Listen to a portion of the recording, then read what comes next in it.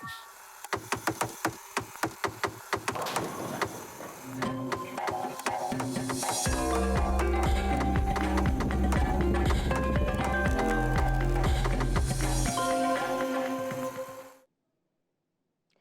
pagi dan salam sejahtera.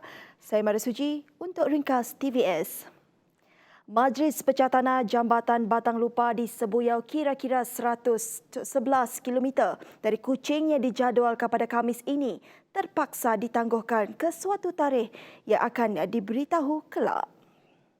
Menurut Jabatan Kerja Raya JKR Sarawak, penangguhan majlis berkenaan adalah sebagai langkah awal mengatasi situasi semasa penularan jangkitan COVID-19 serta mematuhi garis panduan yang telah ditetapkan oleh Jawatankuasa Pengurusan Bencana Negeri JPBN Sarawak. Apabila siap kelak, jambatan bernilai RM848 juta itu akan menggantikan perkhidmatan feri bagi menyeberangi Sungai Batang Lupar dari Sebuyau ke Trisok. Kos asal projek itu dianggarkan RM1 bilion namun berjaya dikurangkan kepada RM848 juta dan dibiayai sepenuhnya oleh kerajaan negeri. Menteri Muda Infrastruktur dan Pembangunan Sarawak Datuk Julaihi Narawi sebelum ini berkata, jambatan sepanjang 7 km itu bakal menjadi jambatan sungai terpanjang di Malaysia.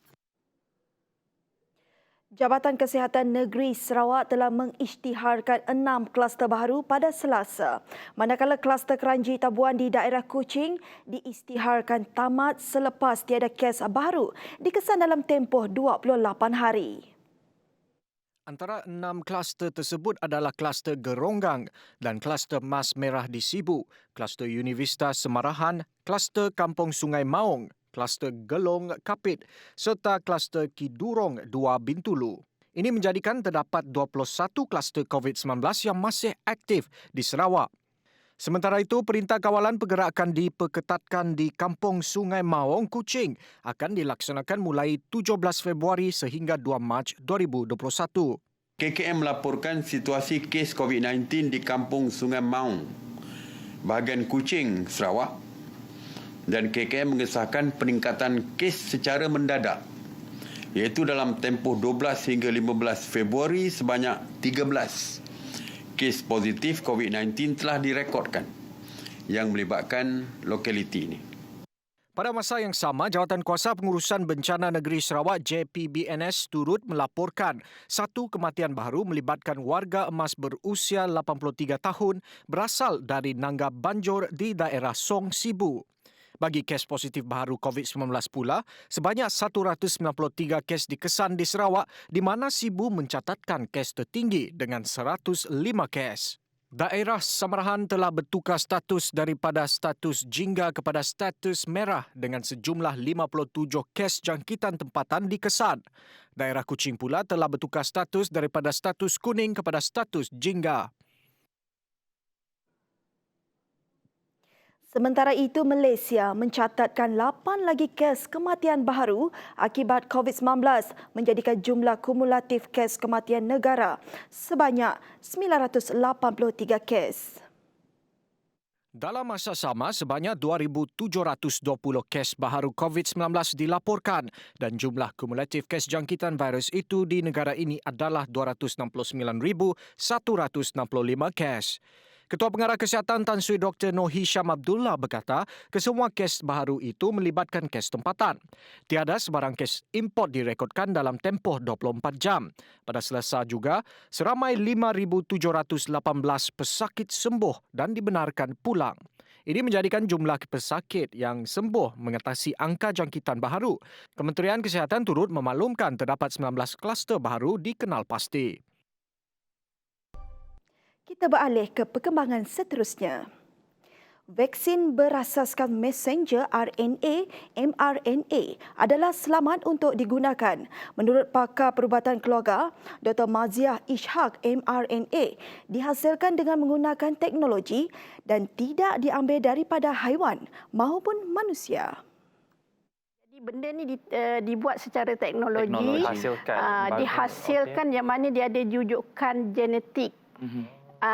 mRNA. Jadi sebelum kita nak produce ni, dia kira diselaputkan mRNA itu sebelum kita bagi suntikan. Jadi bila spike protein ni berada dalam badan, jadi kita punya sel ni akan mengenal pasti ni macam COVID-19, and then dia akan dirangsang menghasilkan antibody. Ini yang akan activate atau merangsang antibody kepada COVID-19. That is the process. Beliau berkata demikian dalam rancangan Bual Bicara Sejahtera Asia terbitan TVS pada Selasa. Jelasnya lagi, vaksin yang dikenali sebagai vaksin Pfizer-BioNTech COVID-19 juga penting untuk membantu mengawal dari berlakunya penularan berterusan. Vaksin terbabit yang telah menjalani beberapa fasa ujian klinikal kebanyakannya menunjukkan reaksi yang tidak simptomatik atau tiada kesan sampingan. Bagaimanapun, katanya lagi, setiap individu yang sudah divaksin akan dipantau selama 15 hingga 30 minit untuk mengenal pasti kesan sampingan yang serius seperti pening, loya, muntah ataupun mengalami alahan yang teruk seperti bengkak-bengkak di badan yang mungkin boleh berlaku. Namun begitu, jelas maziah lagi, kes itu masih dikategorikan jarang berlaku.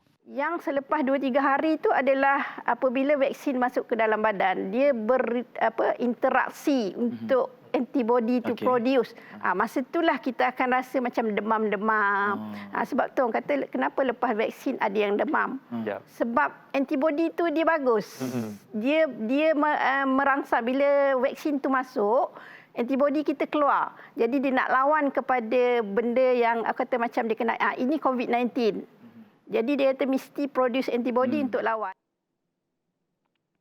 Ketika masih ada yang sangsi untuk mengikuti program imunisasi COVID-19, para barisan hadapan yang bakal menjadi penerima pertama bersemangat untuk melakukannya tanpa ragu.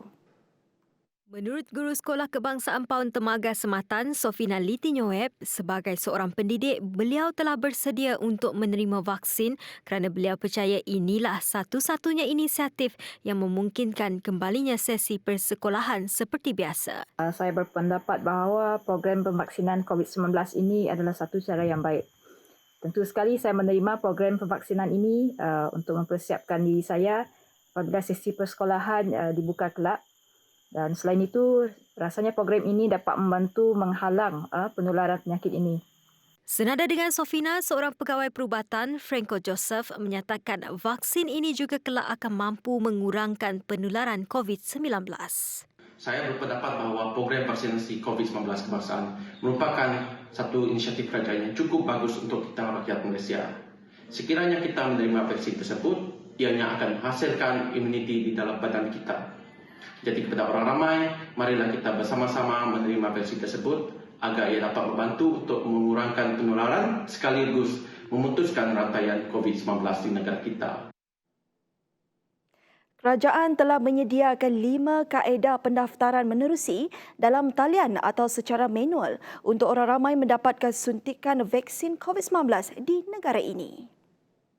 Kaedah secara dalam talian adalah pendaftaran menerusi aplikasi MySejahtera atau laman sesawang khas seperti yang tertera. Bagi pendaftaran secara manual pula, terdapat 3 kaedah yang membolehkan orang ramai mendaftar iaitu dengan menghubungi talian hotline yang akan dimaklumkan kelak. Individu juga boleh hadir ke fasiliti klinik kesihatan awam dan swasta atau menerusi program bantuan bagi penduduk di kawasan luar bandar dan pedalaman. Maklumat janji temu seperti tarikh dan tempat vaksinasi akan dimaklumkan menerusi aplikasi MySejahtera, panggilan telefon atau khidmat pesanan ringkas SMS. Proses vaksinasi bagi mereka yang mendaftar secara dalam talian mahupun manual adalah sama, merangkumi 18 langkah. Bagaimanapun bagi individu yang menerima vaksin jenis 1 dos, langkah vaksinasi tamat pada langkah 9 dan sijil imunisasi vaksin COVID-19 digital akan diberikan. Manakala penerima vaksin jenis 2 dos, proses tamat di langkah 18.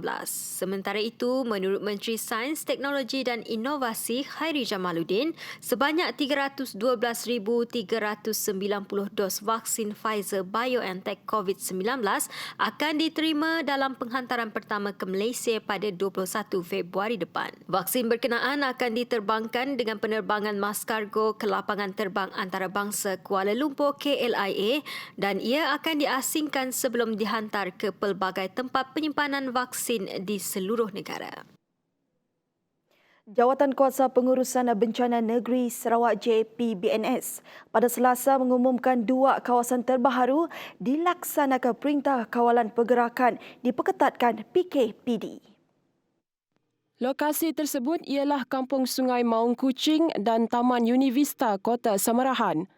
Hasil tinjauan kru TVS di Kampung Sungai Maung pada tengah malam tadi mendapati keadaan di kampung itu terkawal dan kawalan ketat juga dilakukan di pintu masuk ke kampung berkenaan. Sekian sahaja laporan daripada saya Maris Suji untuk ringkas pagi ini. Terima kasih dan jumpa lagi.